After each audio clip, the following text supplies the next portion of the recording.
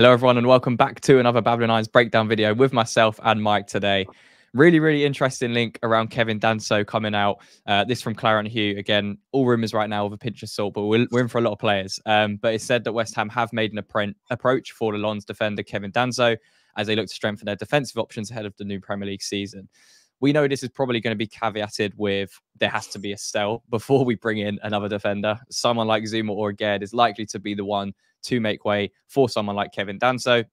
Those of you who aren't familiar with Danso and how he plays, but just as an overview, Austrian, 6'3", right-footed, still only 25 years old. His contract expires in 2027, has an estimated value of around 25 million euros on transfer marks right now. And yeah, plays for Lens in Ligue 1.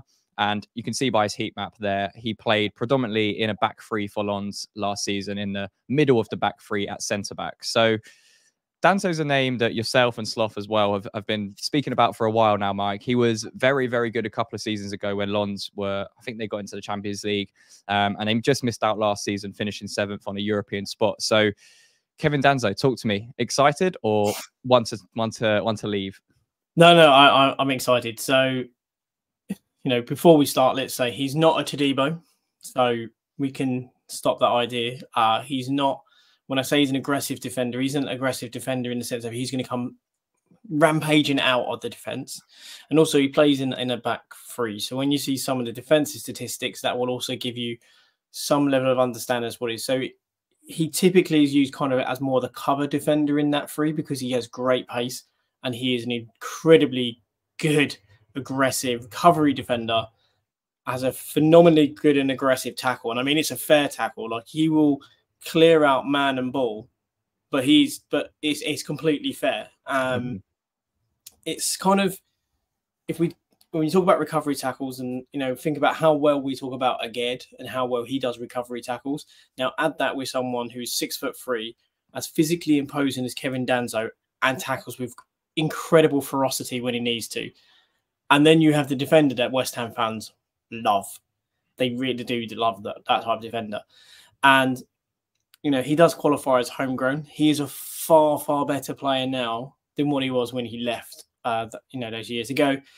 And he's been a mainstay in the Lens team. He's been really the cornerstone of their defence, or one of the cornerstones in the defence, because in the not last season, the season before, they were an incredibly tough team. And they were exceptionally good at times in that season. And Danso was a really big part of that. And yeah, alongside Kilman, we have a player that's going to be very well matched as a defender. And again, we'll have then two 6'3" defenders, both incredibly comfortable. Both can play in a back three. Both can play in a back four.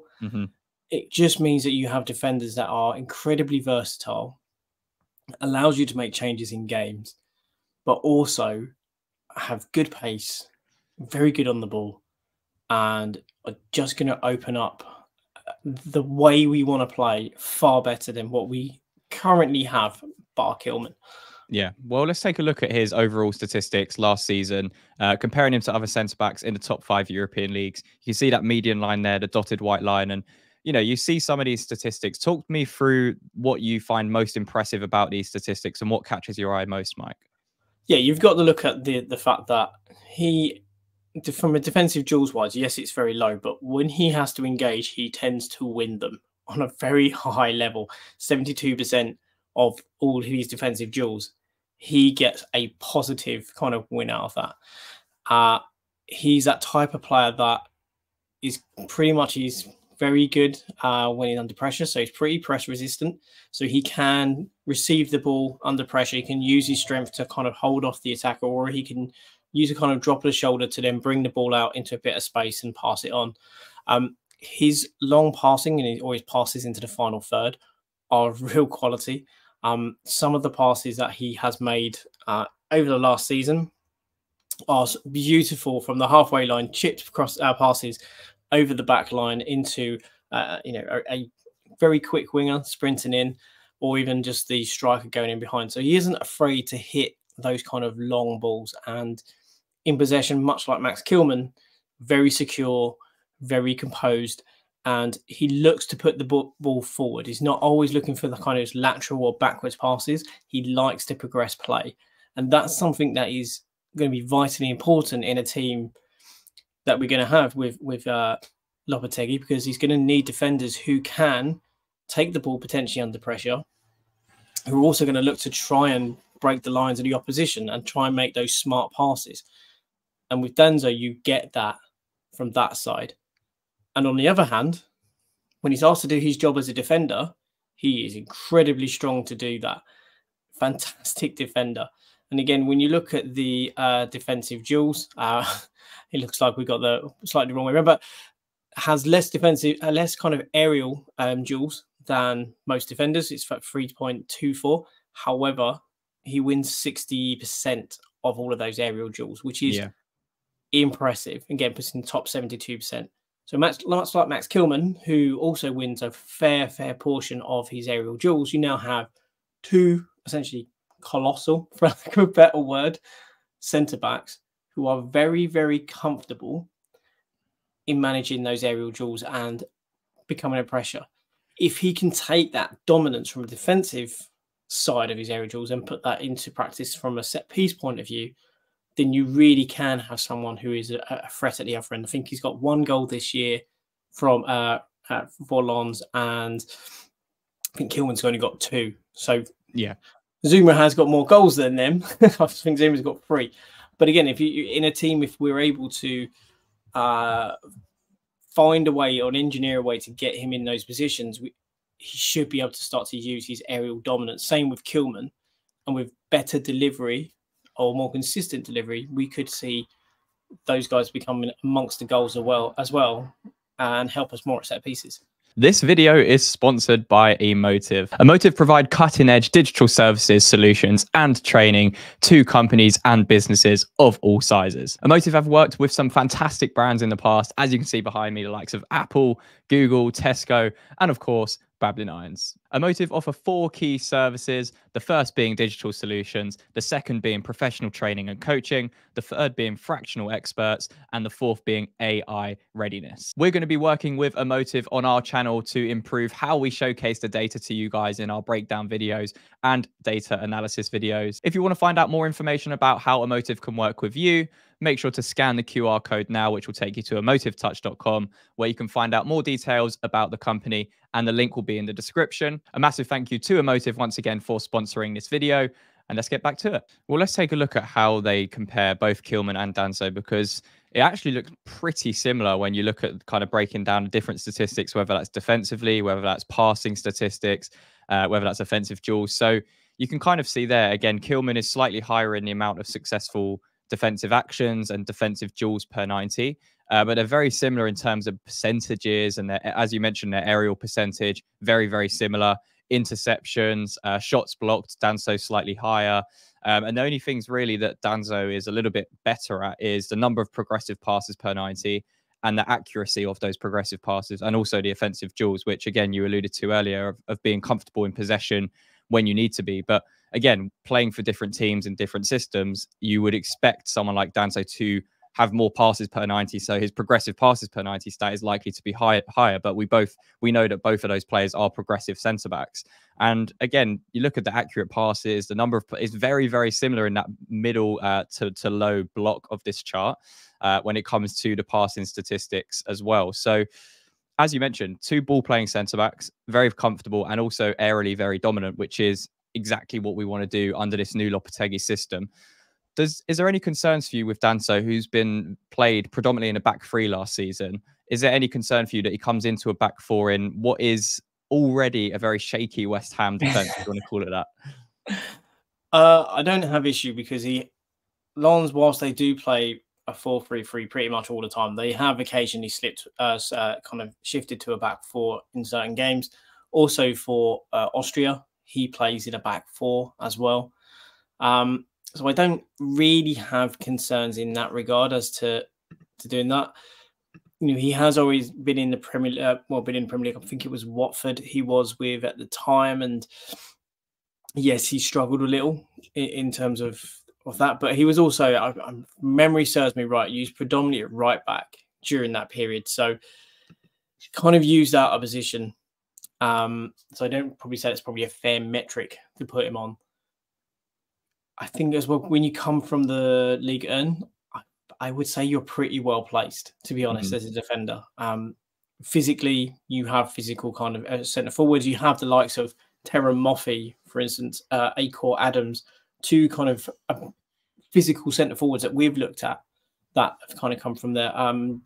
Delinga, I believe, I'm pretty sure he plays in Ligue 1, or at least he's moving to Ligue 1. Again, there are these centre forwards that are kind of robust physicals, and Ligue 1 is a great physical league anyway. So I don't actually have too many concerns. Obviously, it's a new player coming in. It's a brand new pairing. We also might have a new right back.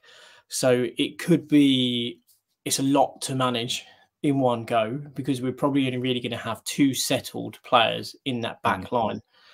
The rest are going to be completely new and having to get used to each other.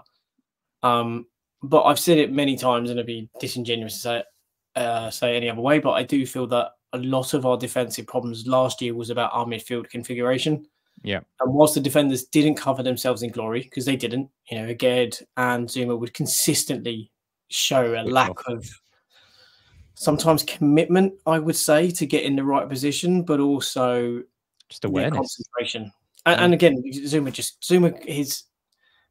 we are lucky if Zuma can hold himself up on his 2 feet at the moment. It's not good. It's a shame, but it is what it is. He is kind of broken, really. His knees are gone.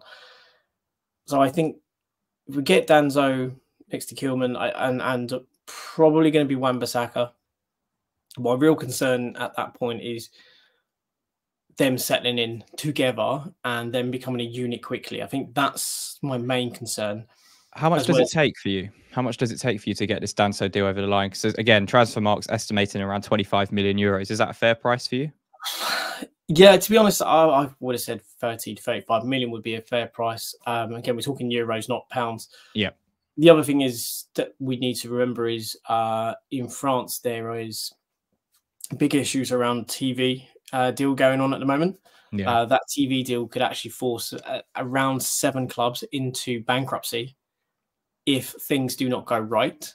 I believe it's not even been announced yet, the TV deal, and whether or not it's happening. One of the teams who could be affected by that is RC Lens, who Danso plays for.